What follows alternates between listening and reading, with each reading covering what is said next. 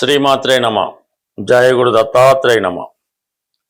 మేషరాశి వారికి 2వ తారీఖు ఆగస్టు నుంచి 8 ఆగస్టు మధ్యలో జరిగే వారఫలాలు పరిశీలించినప్పుడు ప్రత్యేకంగా ఈ వారంలో ఒక ప్రధాన మార్పు ఏంటంటే, మీకు ఏలినాటి శనిగా 12వ స్థానంలో సంచరిస్తున్నటువంటి శని భగవానుడు వక్రగమనం పొందడం అనేది మనకి ఈ వారం నుంచే ప్రారంభమైంది.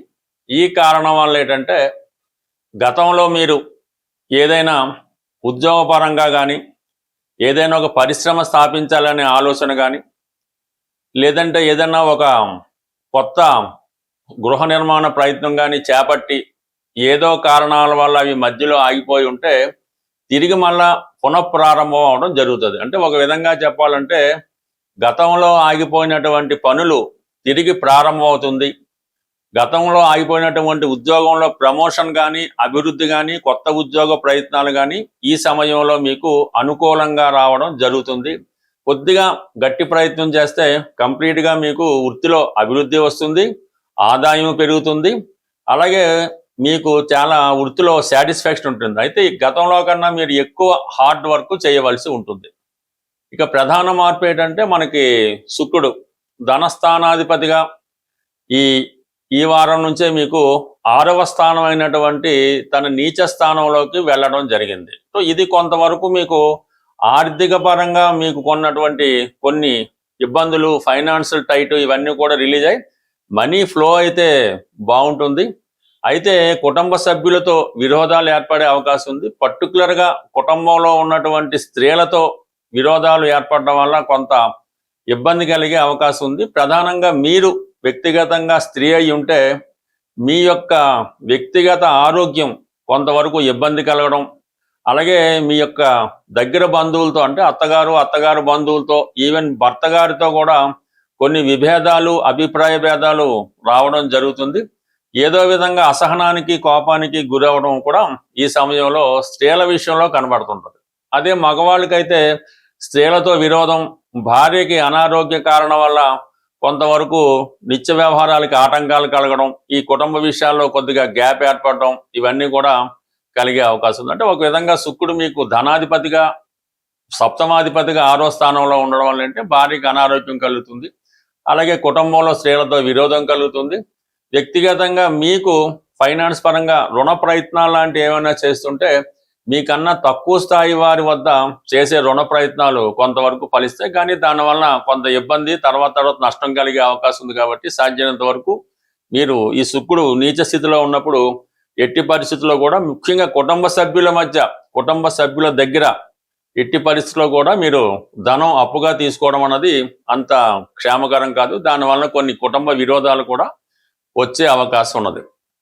ఇక ప్రధానంగా అద్భుత యోగం ఏంటంటే, ఈ వారం మాత్రమే ఉండే యోగం ఏంటంటే, చతుర్థ స్థానంలో భాగ్యాధిపతి ఉచ్చ స్థానంలో ఉండడం వలన ఈ సమయంలో మీరు స్వదేశానికి కానీ, సొంత రాష్ట్రానికి కానీ, లేదంటే సొంత గృహానికి కానీ మారే అవకాశం ఉంది.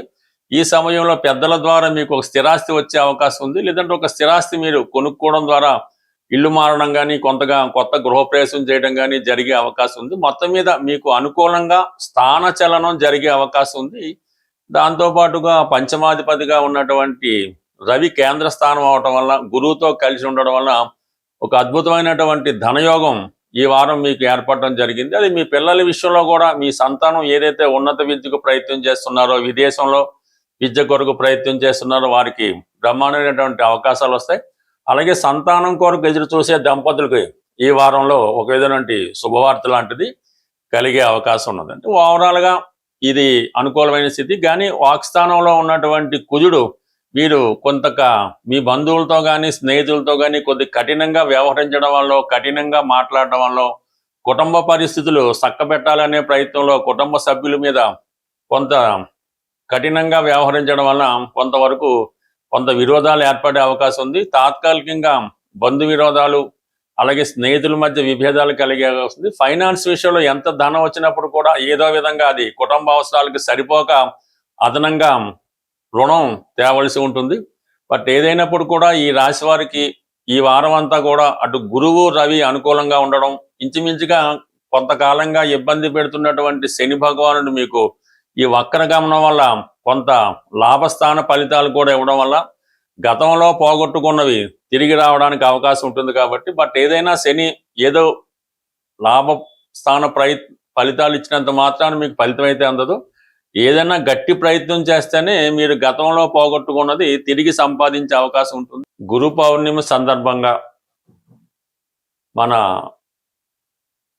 పరిహారాల్లో మనం ప్రతి వారం చెప్తున్నట్టుగానే ఈ వారం మీకు గురుగ్రహ అనుగ్రహం కోసం, అంటే గురువు యొక్క అనుగ్రహం ఉంటే, అంటే మన జాతకంలో గురువు బలంగా ఉంటే సంతానం మంచి అభివృద్ధిలోకి రావడం, సత్సంతానం కలగడం, ధన విషయంలో ఎప్పుడూ కూడా లోటు లేకుండా ధనయోగం పొందడం, అలాగే మంచి జ్ఞానం, దైవభక్తి, సంస్కారం ఇవన్నీ కూడా మనకి గురువు యొక్క బలాన్ని బట్టే రావడం జరుగుతూ ఉంటుంది.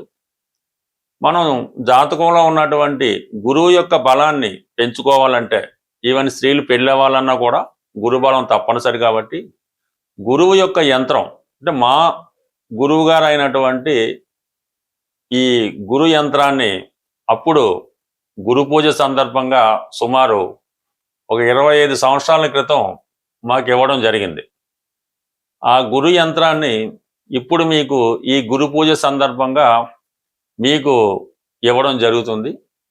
మీరు ఈ గురువు యొక్క యంత్రాన్ని స్వయంగా పసుపు రంగు పేపర్ మీద, అంటే ఎల్లో కలర్ పేపర్ తీసుకున్నా పర్వాలేదు, లేదంటే వైట్ పేపర్ మీద శుభ్రంగా పసుపు రాసి, ఆ పసుపు రంగా తయారు చేసి దాని మీద ఎరుపు రంగు సిరాతో, లేదంటే మీకు రాయడానికి వీలైతే ఎరుపు రంగు సింధూరంతో కానీ దాంతో కానీ ఈ 9 గడులు యంత్రాన్ని తయారు చేసి అందులో ఈ యంత్రంలో చూపిన విధంగా అంకెలు వేయవలసి ఉంటుంది.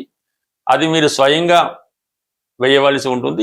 ఈ యంత్రాన్ని మీరు తయారు చేసినంత సేపు కూడా మనసులో ఓం నమస్వాయ అనుకున్నా పర్లేదు, ఈ కింద ఇచ్చిన గురు మంత్రాన్ని చదువుతూ తయారు చేయనా పర్లేదు, బట్ ఓం నమస్వాయ అన్నది సర్వసా బాగుంటుంది. కాబట్టి ఆ నిష్టతో మీరు గురువారం రోజు గురుహోరలో ఈ యంత్రాన్ని ఏ సైజ్ అయినా పర్లేదు తయారు చేసి మీ పర్సులో, లేదంటే మీ క్యాష్ బాక్స్లో, లేదంటే మీ వ్యాపార సంస్థలో, మీరు ఎక్కడన్నా సరే ఇది పబ్లిక్గా పెట్టుకోవచ్చు, లేదంటే మీరు బీరువాలో అన్నా పెట్టుకోవడం వల్ల కంప్లీట్గా మీకు ఈ గురుబలం పెరుగుతూ ఉంటుంది.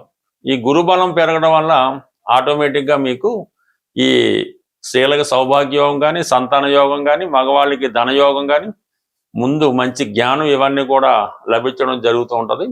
సో ఇది ఈ యంత్రానికి మీరు ఏదైనా ఈ బెల్లం కానీ, అరటిపండు కానీ, అంటే నైవేద్యం పెట్టక్కర్లేదు, అక్కడ పెట్టి దాన్ని ఆవుకు పెట్టవలసి ఉంటుంది. శనగలు కానీ అంటే ఈ యంత్రానికి సమర్పించినట్టు సమర్పించి ఆవుకు పెట్టాలన్నమాట. ఆ విధంగా పెట్టడం వల్ల మీకు ఒకేసారి ఎవరికి కూడా ఫలితం ఇవ్వదు. నెమ్మదిగా మీకు వారం ఈ అభివృద్ధి కలుగుతూ ఉంటుంది. బట్ ఏదైనా ఇప్పుడు ఈ గురువు మనకి ఉచ్చులో ఉన్నాడు కాబట్టి ఈ ఫలితం మరింత తొందరగా పొందే అవకాశం ఉంది. ఖచ్చితంగా ప్రయత్నం చేయండి, మీరు ఫలితం మీరే చూసి ఆశ్చర్యపోతారు. మనం ప్రతి సంవత్సరం మా సంస్థ జ్యోతిష విజ్ఞాన కేంద్రం తెలంగాణ హైదరాబాద్ వారి ఆధ్వర్యంలో ఈ గురు పూజ అన్నది నిర్వహించడం జరుగుతూ ఉంటుంది. మరి ఈ సంవత్సరం మన హైదరాబాద్లోని సూరవరపు ప్రతాప్ రెడ్డి తెలుగు యూనివర్సిటీ, అంటే నాంపల్లిలో ఉంటుంది, ఆ యూనివర్సిటీలో మన ఈ సమావేశ మందిరంలో ఈ ఆగస్టు 2వ తారీఖున ఈ సమావేశం నిర్వహించడం జరుగుతుంది. ఇది సుమారుగా ఉదయం 10 గంటల నుంచి సాయంకాలం 5 గంటల వరకు జరుగుతుంది. ఇందులో మీకు ప్రముఖ వ్యక్తులు ఆహ్వాన పత్రికలో చూపించినట్టు వాళ్ళు వారి జీవితంలో కనిపెట్టినటువంటివి, పరిశోధించినటువంటి ముఖ్యమైన విషయాలు ప్రసంగ రూపంలో, అంటే ఒక విద్యార్థికి గురువు చెప్పిన విధంగా వాళ్ళు మీకు కొన్ని రహస్యాలు చెప్పడం జరుగుతుంది. చివరిగా మేము ఎంచుకున్నటువంటి ఈ సంవత్సరం గురువు గారికి సత్కరించడం కూడా జరుగుతుంటుంది. మరి ఎవరైతే ప్రతినిత్యం మా ఈ సమావేశాలకు హాజరవుతుంటారో వాళ్ళు ఎక్కడున్నా సరే తప్పకుండా ఈ సమావేశానికి ఆగస్టు 2వ తారీఖున తప్పకుండా ఇచ్చేసి ఈ గురువుల యొక్క వాళ్ళు ఇచ్చినటువంటి ప్రసంగాలను ఆస్వాదించి ఈ సభని విజయవంతం చేస్తారని ఆశిస్తూ స్వస్తి.